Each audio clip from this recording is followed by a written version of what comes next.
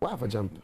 You know, there's a Thursday theater we used to watch way back in the past, like in the queue. Those who jump the gun die first.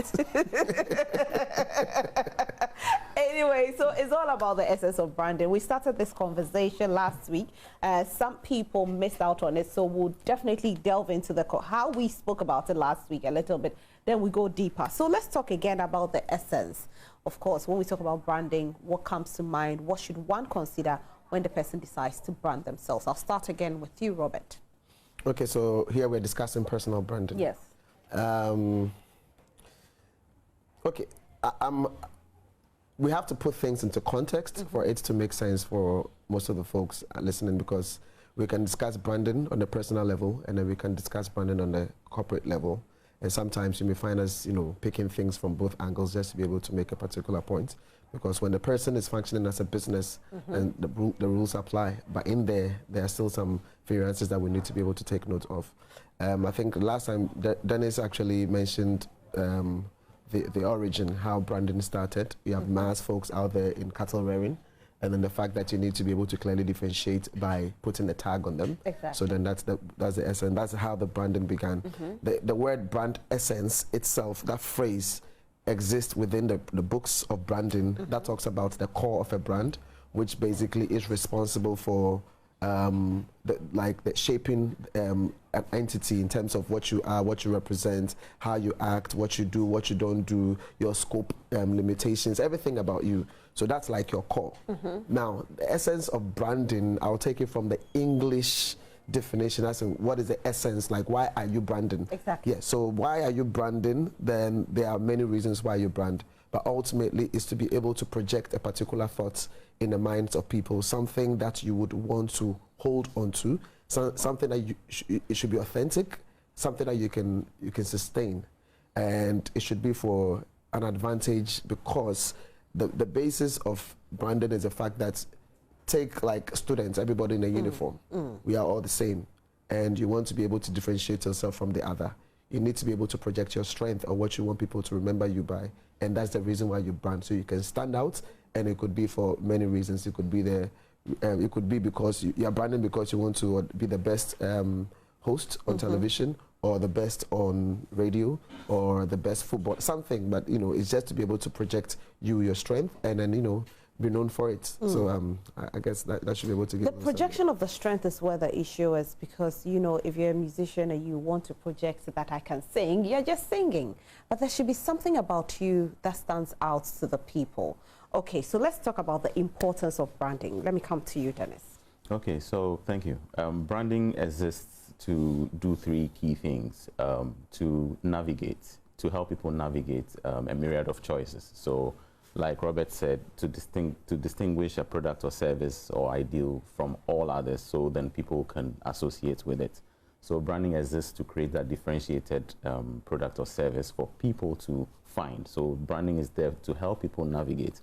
It's there to reassure people of the qualities of the things that they are buying. So for example, people like an iPhone, so they want to be associated with the iPhone. iPhone tells them that, or Apple tells them that, you know, this is quality, this is good, this is that, this is that. And so all these things are projected to the target audience, and they are assured of the brand. And so whenever they buy, they know the things they're getting from the brand. And then thirdly, as well, to engage. So people want to be part of the Apple community. They want to be seen as. And so Apple uses distinctive imagery and words and pictures and everything, all the brand assets, to make sure that they engage with the audience. So branding exists to do all of these things for people. So then that helps distinguish a brand or a service. So for an artist, for example, you're saying that they just sing, but then there are various things that they can distinguish themselves through their style of dressing, through what they believe in, through what they stand for, through the way they speak, through the way they make an entrance on stage. There are many little things that come together to form who the artist is. So it's a carefully crafted thing. They have to sit down and craft all of these little individual facets that would make up the artist's brand. Everybody knows, when you mention Bob Marley, everybody has a picture in their minds. If you mention Oh, right now my mind just went. You mention Neo, you know what to expect. You know what to expect. If you mention Yeah. Sack, you know what to expect. If you mention Samini, you know what to expect. That kind of stuff. So, for example, Sack, like you said, he's developed a few certain number of ad libs that he adds to his music. Right. So he's branded his music, even though he raps or sings. He says, huh, what, and all of those little No, things. the lines went thinking. Right. Yeah. But I think when it comes to these artists branding, I think there should be more, not just the individual branding themselves. Who are responsible to branding an artist, Robert? Okay, so there's branding can be incidental, as in you do things over and over again because you're just staying true to yourself, staying authentic, because your values, basically, your beliefs, your values, and your strengths and the things you do probably get you doing things in a particular way consistently. Now, you become known for that, whether you are aware of it or not. And then there is also the one that you say, I want to be known for X, or I want to be known for Y. Like everybody is singing in a choir, but I want to stand out as a lead singer. And so because of that, I'm going to train myself in the space of singing treble. I'm going to learn the songs. I'm going to be strong on my ad-libs. I'm going to dress a bit flashy. I'm going to have some hairstyle, you know, whatsoever. And then you train yourself and you work at it and achieve that and be known for that.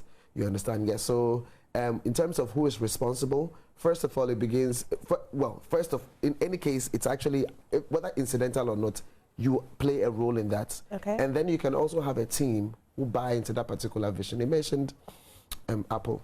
So Apple is definitely, the creation of the brand Apple is not just by one person. And that is when the shared vision comes in.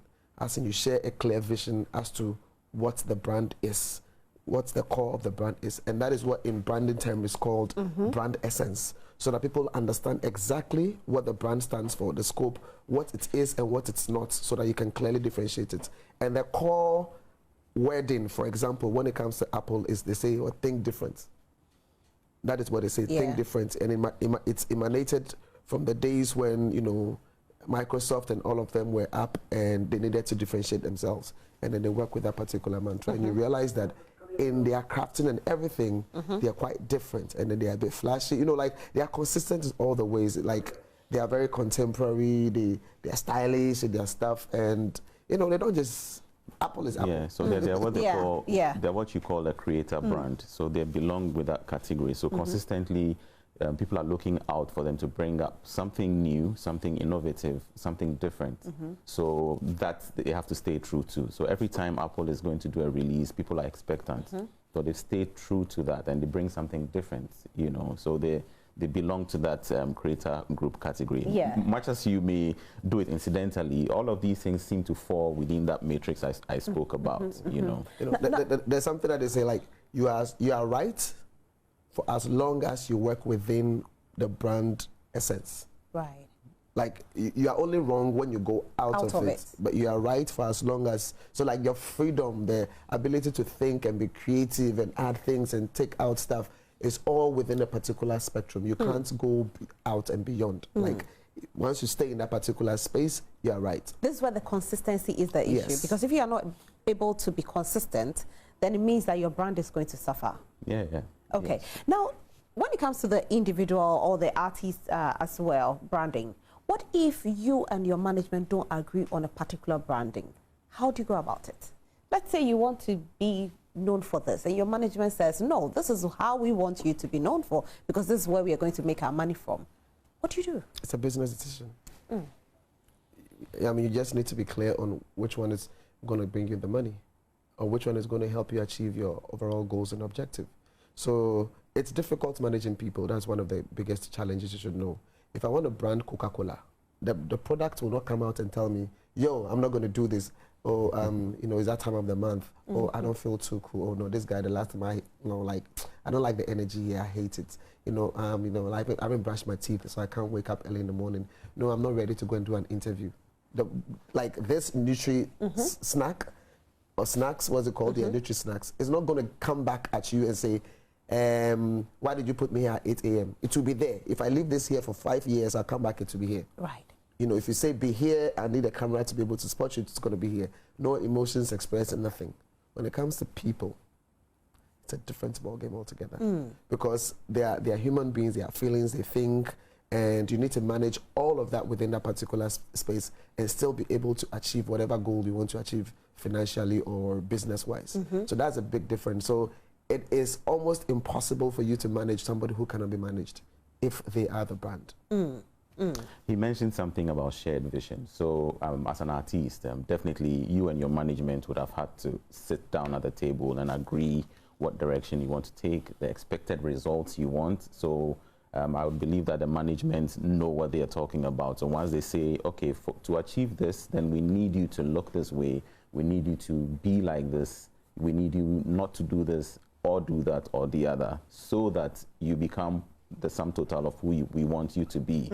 You know, so that way when both parties are agreed, then we can move in a particular direction. But if you're not, then well, hey, then nobody signs on the dotted line. Right. Just to add something to that. So for me, I think that there are phases in branding. So in that particular respect, so the first phase in this respect is to be clear on what you want to achieve. And then secondly, you begin to project it. That's the second phase. The third phase, you have to become it. You have to live it. Yes, you have to become. So you project it up to the point that it becomes you. And then the fourth one is you have to sustain it. So if you're able to walk through these 4 levels of these 4 phases, then you know you're successful. The challenge is that most people are not able to sustain it. Well, there are challenges on all the phases because in terms of the differentiation, like being clear, carving exactly what you want to achieve, not many people get it right. So there are sometimes some loopholes, and so it becomes a bit difficult because you don't anticipate everything, and so people walk out of what a brand is supposed to represent. Then there's a phase where you are projecting. So in terms of projecting, that is when you begin to act out what is required. And then, so in that particular case, you may find out there are limitations. You may even have to be able to do a little bit of training if necessary. So for example, if you're supposed to be a dope artist, and every time you're on interview, you're supposed to, you know, talk like a dope artist, and your talking is all over the place and it's incoherent, and you can't answer questions properly. You need to go for some tutorials on how to, you know, respond to questions and stuff like that, which people do in showbiz. So that's the projection thereof. And then we also have you becoming it. So when you live a particular way for over a period, it becomes you. When people see you, they see what the qualities represent, like you're one. Now the last part is how to sustain it. That's because the issue. then, you know, I mean, you need to be true to yourself. That is why at the beginning we said it has to be authentic, something that you are connected to. If you're able to do that, then you've done all the 4 phases from Now, some artists, you know, when it comes to artists, it's more how they look. That's the first thing that they all think about. But some of them have come under strict criticism from the people with how they look, how they dress, their outfit not matching their talent or not speaking too well about it. Now, if an artist has this problem and everybody's giving that artist a backlash, but this is the brand that is, you know, the artist is carrying, over the period, the artist might fall down. Will that affect the artist's career? Or would, you know, he would try to change to suit the people? In branding, there's definitely, you definitely need to start with your strategy. Once you have your strategy and you're on strategy, there's no failing. As for public opinion, you'd always get opinions for or against you. So if you remain on strategy and you are consistent with your strategy, you shouldn't have any issue at all. However, like you're saying, if people are talking, yeah, of course, you need to get feedback from people and see how that works with your brand. But if it does not, you cast it aside and then work on strategy. I mean, people have their own perceptions. But won't the negative comments also help you in a way? Negative comments in what sense? Like, okay, the way he dresses is not cool. And people keep saying the way he dresses is not cool, but you've been dressing like that over the period. And it's more or less like it's become your brand. So the moment you start dressing well, maybe people will stop saying that. Okay. You may either have it or you don't have it. I mean, there are 2 things. I mean, if you don't have it, you don't have it. If you have it, you have it.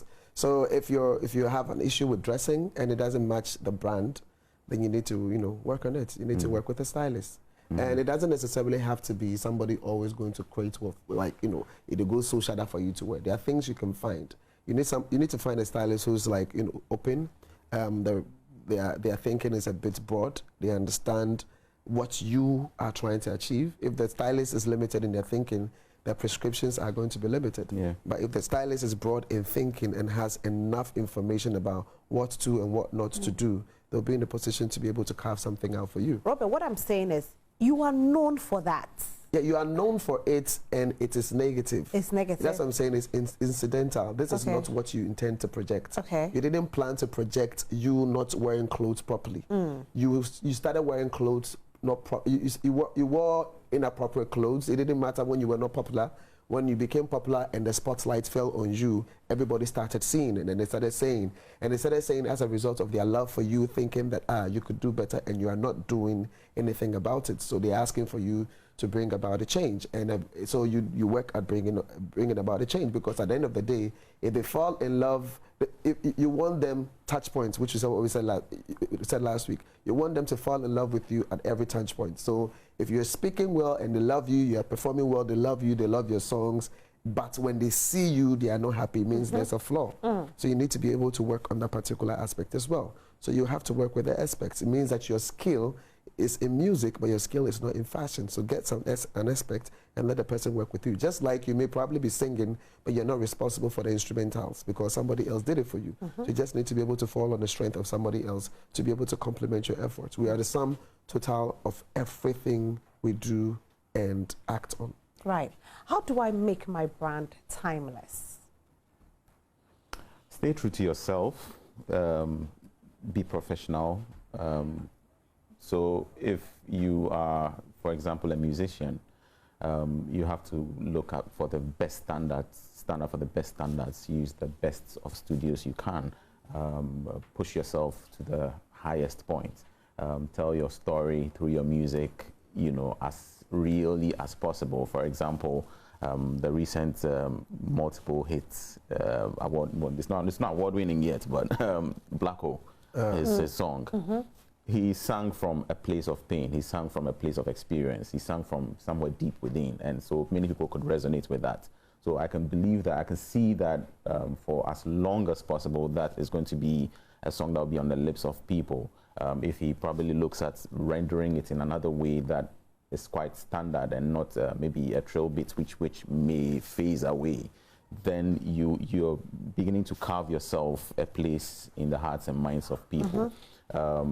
Your outlook, do you have an outlook that is timeless and is not tied with trends? And so people can also relate with that, and you will not be stagnant when the times move on. So at every point where you differentiate yourself, you need to make sure that you stay ahead in each of these points. As an artist, once again, since that's what we're talking about, a musical artist, then you're looking at your music style. Is it something that will stand the test of time? You know, your appearance. Are you going to be progressing with the times? Your utterances, your public knowledge, your interactions. Are you also going to keep in time with the trends and keep, you know, being progressive, you know, essentially? So at all these points that differentiate you from the other artists, you have to make sure that you are ahead of the game in that sense. And that way you would move with the times and still stay true to who or what your brand is as the evolution goes on. What if you have a very big song and it's swallowing you as a brand? What do you do to come out? You ride on the tide of the music. I remember in those days when T-Blaze, was this a year when we released it, the song was everywhere, but he was nowhere because he was not following the music where it was going, you know. So every time, what the truth is, for most cases, your song is always going to take the lead because the song is something that, you know, it comes out of you, you store it somewhere, and then you share it. So obviously it's going to go far and wide. But you, the individual, you're just one, and you can't be at every place every time. So that's why they say music is spirit, because spirits can go everywhere and anywhere. You know, so basically you're able to do that. So your song is able to ride. Now, when the song rides, it's going to paint different images in the minds of people. 22 Immutable Laws of Marketing says that, number 4, it says that perception is reality. So what it is that once people interact with the music, they are going to, a particular perception is going to be formed in your minds. And then when they see you, only goes to affirm, reaffirm what they think, or probably go the opposite way in terms of what they think. But what you need to do as a person is that while you are couching the image for yourself and your music is going out there, you should also be clear on what your brand essence is. So you're clear that this is, I am a hip-hop artist. I look the part of being a hip-hop artist. This is how I'm going to dress. This is how I'm going to talk. This is how I'm going to interact with people. Like, you need to be building your brand alongside the music that you're hoping for it to become a hit. So when people interface with you, interfacing with your music, there's going to be this perfect sync. So, you know, the two of you can rise together. If your music goes before you, yes, good. But you need to be able to catch up real quickly and run with it. Because ultimately, you want people to fall in love with you. When people fall in love with you and you release any music, they will go to the stores and go and look for your music. Because you have followers, all right? So that's how it's going to go. When people fall in love with your song and you don't follow up, they will just know the song. So ultimately, you have to follow your song and get people to love you. That's why I love the fact that Kidi and Kwame Eugene went to do their concerts in the UK. Because if the songs are there and people are listening to it, they have to go and cement the brand in the minds and the hearts of the people who are in the UK, so that the next time they release music, even if Kwame Eugene and Kidi are not there, you go check out their music. And that's how, you know, that's how the whole thing happens. Like, if without reviews on iPhone, once you know that a new iPhone is released, you queue up and then go and get it. Like those who love it because they fall in love with the brand. So it doesn't matter what is coming from them; they'll go for it because they trust and they believe that they will deliver, that kind of stuff. So it is. That's can we speak about a little bit about Black Sherry's Kweku the Traveler? It's a really big. It's being played across the world. I mean, in America and all, but we are not seeing him there. So what can he do? Because he's global. Now the song is global, but is the artist? It's early times. It's early times. Yes. Okay. So he's recently in Nigeria. He played a show, I think, over the weekend. Yeah. So he's following the music where it's going. I mean, Pokoli is one of the folks who actually played the songs to, what's the name, Burna Boy. That's what we hear. And then, you know, the song, and then the collaborations and everything. He's loved in that particular country. Apple Top 100 chart, he was #1. Yeah. So he's followed this music, he's gone there. There was a concert, he went to play on it, and that's beautiful. You know, so it's step by step. So, and then the thing is, following your music, you need to be able to, sometimes you have to be strategic. You can't just go to a place and do one song. You need to be able to do multiple songs. You need to understand the financial implications of the place you're going to. You need to understand the community listening. So, for example, if you've heard it being played there, heard it being played there, which community is listening? So that when you step, America is not like Accra, you know, that's like a continent. Yes, it is. Let's take away Canada and whatever, but that's huge. You know, so you have to be clear on where you're going to, make sure the community is there. You go in and you do your performance so you can follow up and stuff like that. So sometimes it's not smart for you to just immediately go. Sometimes you have to allow the song to be able to create more interest and then grow, and then you can follow it, you know. So I think the way they are going, they have something good going, so we just need to be able to, first of all, be patient and allow them to follow their path and trajectory. That's great. So, do you want to say something about that? No, I mean, basically, that's what he said. It's early times yet, and I would that the management also follows the growth of the music, the audiences that perceive the music and interact with the music, and also move with the audience. He said something about community listening as well. The Latino community in America has contributed immensely to hip-hop and R&B. And hits after hits after hits have been made through the Latin community. Artists have been created, have been made through the Latin communities. Streaming of music, music streaming portals are riding on the Latin community. So you also need to study your audiences and see if you could create something for them based on what you have, which is something I mentioned about being timeless and being relevant. How do you connect with the Latino community? How do you connect with the American community? How do you connect with the European community? Is there other things that you could, nuances that you could add to your music that would make you relevant to all these audiences? So this is all part of the branding process for Black Hole. Now, talking about loving, you spoke about the fact that, you know, you have to let the people love you, right? Are there tips to letting people love you? Can you give us the tips? How do I make the people love me? Okay, so And I think the next step, there are phases to you having a product and it becoming a brand. And so that when you have a product and obviously you're consistent with it and everything, you build a brand, it becomes a brand. But there's also the next level, which is Love Mark. It's like, it's the ultimate. It's that thing that beats rational thinking. When people love you beyond reason, that is what brand can become. Now, in music or in showbiz, there's something called a fan, and there's something called a stan. A fan is somebody.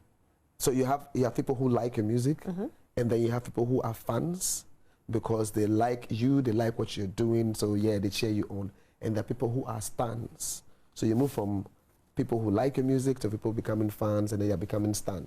That stan level, that level is where people love you for no reason. Hey, Charlie, this guy there, hey, they are following you. Yeah. You are drinking like Charlie, the way they drink a tea car where they kill me. Like, it's beyond rational thinking. They just love you, and that's what love is about, right? Yeah. So it is when your activities and your actions, what you stand for, what you represent, is able to tap right into their core system of belief and thinking, and you represent them, and they can relate. Then they feel that this is the person for me. Tupac was that to many people. Biggie was that to many people. If we are talking about Black Sherif, he's that to many people. Shatta is that to many people. Sack is that to many people. You know, so it's not one thing, but it's about. So for me, maybe somebody may love Sack and may say, Charlie, his drip is always on point. So for him, Sack. The song and everything will be there, but maybe the drip is the key thing. Somebody may go in for the music. As for me, the rap style, whatever. So that's for the person. The person is not even looking at their clothes or anything. So there are different things speaking to different people. But at the end of the day, it's like the stew, here be food. So put it together. So it's a buffet table. But the fact that the buffet table is prepared by you, they love it because there are different things on it and they want. So everything and anything can get people hooked onto you. So it is important for you to stay true to all of them and be consistent, because being a brand... Is there a trick to it? Is there a trick? No, it's not. There's no trick. There's strategy to it. So like I mentioned earlier on, he says I'm very structured anyway. But there's like I said, there's a format, and each artist's personality falls within each of these formats. I would use Shatta Wale, for example. He's a typical rebel to the core, and there's a rebel brand archetype that describes what a rebel brand does. He grinds against the grain, he causes controversy, he's fighting against status quo, and still telling his story, pushing out and stuff. And so the masses would love a character like that. People stand with him for, beyond reason. Somebody says he loves Shatta, no matter what you say, no matter what Shatta does, he loves Shatta. You can't tell him anything. He's been able to capture that segment very well through his actions, and so he knows it. So definitely every time he's going to release something, he will come on air and cause a controversy. He will say something, start a beef with someone. Those are his methods, but it seems to be working for him. And that's a typical brand archetype, rebel brand archetype. And it's there, it's the science of it. Somebody like Sarkodie. Then that's where societal norms comes in. So sometimes you grind against the grain, pull out a gun here, or do something, say something, insult someone, and eventually go back to apologize. But yeah, those are the nuances in between. Somebody like a Sack would be, I'll call a sage brand. He knows a lot. He knows a lot. He says a lot. He spews a lot of wisdom. He says it in a particular style, So there are people who also associate or would relate to the sage brand archetype. And so those are the people, or that's the segments that you would find following Sarkodie. So it's up to management to sit back and say, wait, this is my playing field. What segment am I looking to target? What amount or what market size is that? How do I reach out to them? Are they high value but not that many? If that's the way, then what's the strategy to reach to these people? Okay, management says, I'm looking for a broader base. What's the route to market to them? How do I approach them? This is how so there's a science to it, and there's a way to consistently keep reaching out to these people who have these motivations, and these motivations are psychological. So there are ways to trigger all of these motivations, and so that's what Shatta is doing. He's triggering people psychologically to react to his brand, and so people love him for no reason. I mean, for reason, but beyond reason, not for no reason. Shatta, please. I'm not a fighter. I'm a lover. Right. Yeah. So somebody like that, it's, yes, the love is pure and all, but then the moment the person switches, people start drawing back, won't they? For a Shatta, I keep mentioning his name because he sticks out. You love him? I reserve my comments there. I have a very different taste in music. So, okay. So for a Shatta, for example, if he did a very radical switch, his fan base would disconnect. Imagine a 60-year-old man walks in here, saggy pants, cornrows and stuff. He clearly does not fit that. He's an upright person, and you know, a different person altogether. And he comes in here and starts talking and behaving a particular way. There'll be a disconnect. You are like, no, this guy's not real. He's not being true to himself. So if Shatta did a complete switchover, it will take a while. It's possible, but it will take a while for his fan base to reconnect with that. But then the fan base remain who they are. And so that switch would cause a little disconnect, and he would have to reconnect with some other segment, you know. So it's something that has to be looked at before he even thinks about anything like that. Let's talk about how to make money off your brand. How do I build myself so much that I can now become a brand ambassador? You become a brand ambassador. A brand ambassador. Becoming a brand ambassador is about, okay, so let me put it this way. Every organization that has a brand has got what the brand stands for. So, energy drink, energy. But then again, what do you want to project about the brand? So let's just, I'm not too sure what the company is looking for, but let's say they're looking for energy, something that's vibrant, something that's like puts you on the edge, something that's adventurous, something that is daring. And so all of these elements go into a particular company's energy drink. So let's say Rosalind energy drink, sort of, it's there. Now, then you ask yourself, you want somebody who can amplify this, who exemplifies this, who embodies these elements. If somebody's out there within the world of artistry that can carry this, represent it, push it, and still be able to push it to the kind of target you're looking for, then there's a perfect sync. Then you work together. So you have a clean sack, Sage brand, and what's the name of this bank? Is it Standard Chartered? Right. And then they do stuff with him. You have Storm Energy Drink, and who's responsible for Storm? Shatta. Yeah, and then they do stuff together. You have, you know, and it's like that. So you find the person who can embody what you represent, because once they become your brand ambassador, whatever they do has a direct bearing on your organization as well. So you want to ensure that's a perfect sync. So you don't. So you find out that most of the time in America, anybody that comes that has a scandal of some sort, immediately they lose out on their endorsements. Yeah. And I think we've seen that several times. People lose out on their, like a lot of them, and they lose out on endorsement because the brand or the person that you become in the eye of the public is not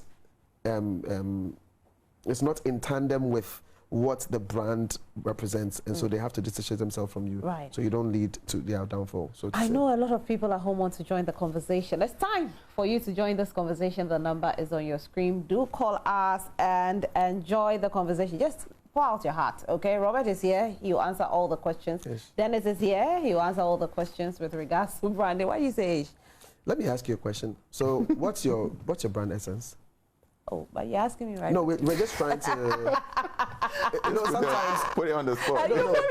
Sometimes when we speak, and I feel it when I'm sounding a bit academic, because sometimes we're in a space where you have to use terms because you have to sound right, you have to explain everything, use all the terminologies, and you're wondering whether people are able to connect. Yeah, that's why we have activated the phone line. So I'm just trying so to... that they will let us know if they've connected or not. So don't put me on the spot. I'm not putting you on the spot. I'm just trying to understand what your projections about yourself are and how you're working towards that side. I'll speak to you about it. No, I mean, like, give that. Let's. But I just want to invite people to a restaurant.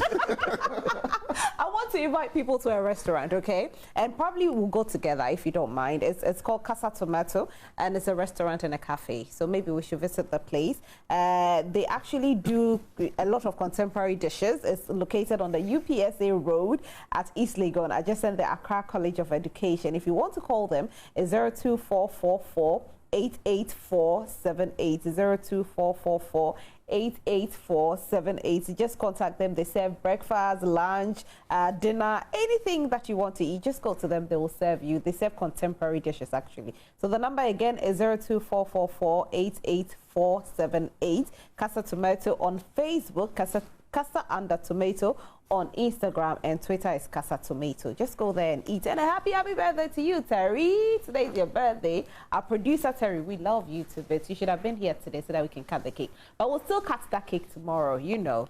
It's not part of his brand. It's not part of his brand. Not part of the brand. It's the cutting cake, so please allow. Yeah, I'll have to ask about giving back to the society as well. But let me take my first caller. Hello, good morning, Thomas. Good morning. How are you? I'm fine. Right, let's hear from you. Please, I like your comments. I'm really enjoying your comments. I'm really enjoying it. My dream is I want to be tough. I'm fine. Hello? Hello? Yeah, you said you want to be part of what? I want to become a brand ambassador of Nation Energy Drink. How can I make it? Okay, all right. Thank you so much. I'll throw the questions to the gurus here. He wants to become a brand ambassador. How does he do it? I think we sort of just explained it, but then again, just to reiterate the points, brand ambassador of what? To what? Ambassador. Ambassador is a like somebody who represents. You know, you represent something. So what exactly do you want to represent? On whose behalf? So first of all, be clear on what you want to represent. Make sure that you embody it to the best of your abilities, and then find that organization that is willing to have you represent them, and make sure that you've fulfilled or you've ticked all their boxes. And then it becomes easier for you to begin a conversation with them. And then if they are willing to part away with the kind of cash you're looking for, then you have a business. Talking about the giving back to the society, like I said, we're going to talk about it. You know, some celebrities go out there, or some brands go out there to give back to the society with a camera on them. What does it do to your brand, good or bad? Because some have received some backlash. If you're doing it, why don't you just do it behind closed doors? Why are you letting everybody know about it? Let me answer this call, and then when I come back, we answer it. Hello, good morning. Hello, good morning. Yes, how are you? I'm good. I'm calling from the northern region. Okay, what's your name? Mavis. Mavis, okay. Mavis, let's hear from you. Yes, I want to know much about the industry. If you're a new artist coming out, you have a good song, but you don't have someone to help you out. So what do you want to know, please? I want to know much how to find a manager or a producer, how to go about it. And okay, all right. I don't know if Robert or Dennis can help you with this, but let's see. What can you do? Okay, well, he's in the industry. I'm a brand practitioner with some. I peek into the industry from every now and then. The lady who just called, Mavis, these days you necessarily don't need to find someone to, be the figurehead manager for starters. First, you say your song is good. You need to put it out there. Now there are so many, social media portals. There are so many music portals that you can put your music on, and once you get noticed, you get a good manager. And if your product is good, it will fly. Robert, you want to say something? Yeah, there's no straight, there's no clear path in terms of what to do to achieve what she's looking for, because obviously she didn't clearly state her ultimate goal. But there are few things that can be done, and there are things that you can take advantage of. So one of them is what Dennis has mentioned. But again, I'll go to pure marketing terms. There's something called new product development. When you develop a product, that is your song in this case, you need to first of all test the product. And then when you test the product, you have to test the market as well. So you test the product, let people give you feedback as to whether your product itself is the ish or not. Because sometimes some songs that come out, they no go cut.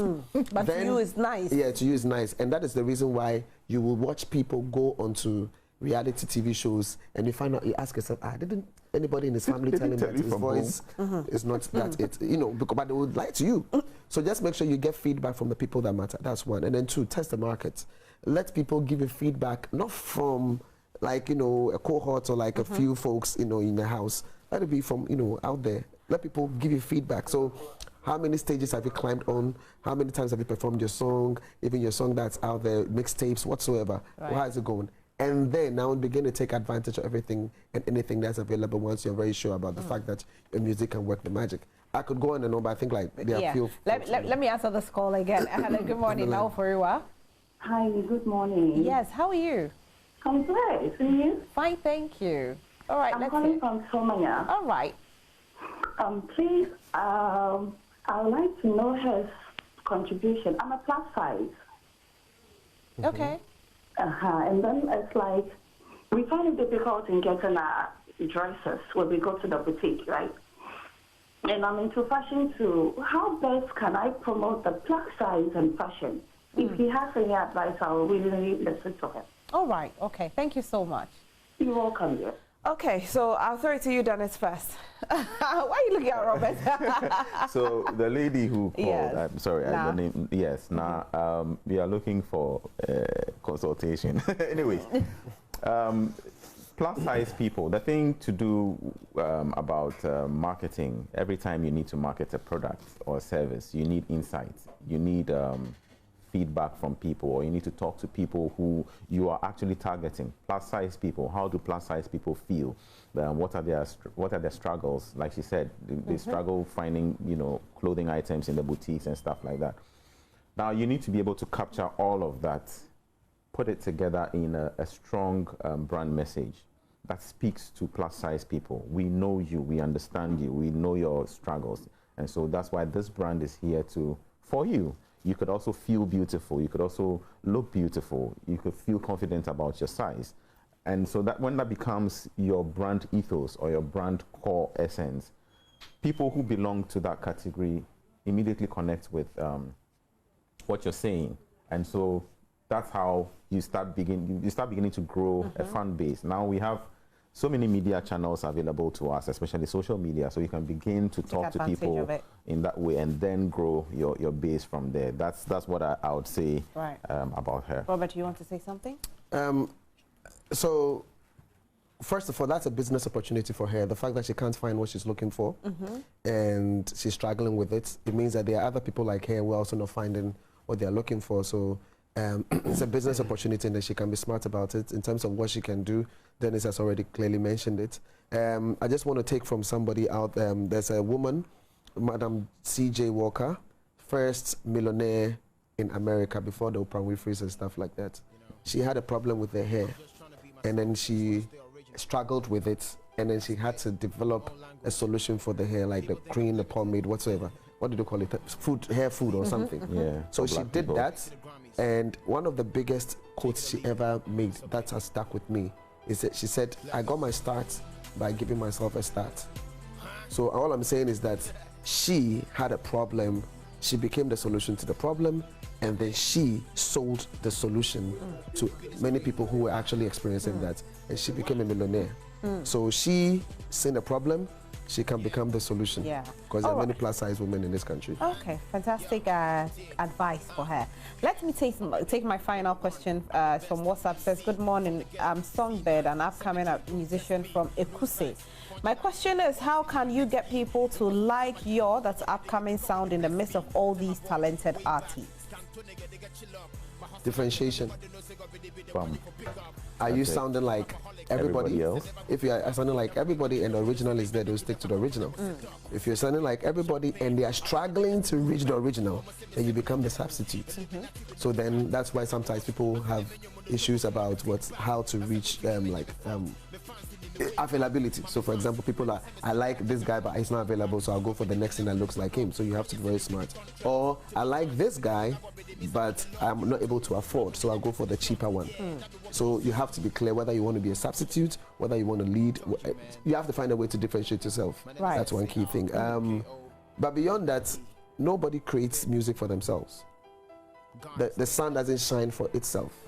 The stars are not there for themselves. The river doesn't flow for itself. The trees are not there for themselves. So you do something for people. So get feedback from the people. If the people love you, then it means you're in business. If the people don't love you, you don't have a business. That's the most important thing. Yeah. Get the people to love you. That's it. Right.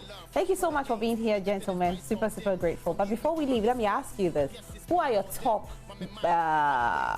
artists in Ghana? They built their brand so well, so you love them. 3, you give me 3. Top 3. For me, I would say Wiala. She's grown and built a very iconic brand for herself. Gosh, the names are just spinning in my head. So many of them. I would say Sarkodie. Okay. And then Abiana. All right. Yeah. Abiana. She's actually coming in very strongly. Yeah, she's also very strong. Yeah. Right. Those are my. Okay, Robert. You knew I was going to come to you.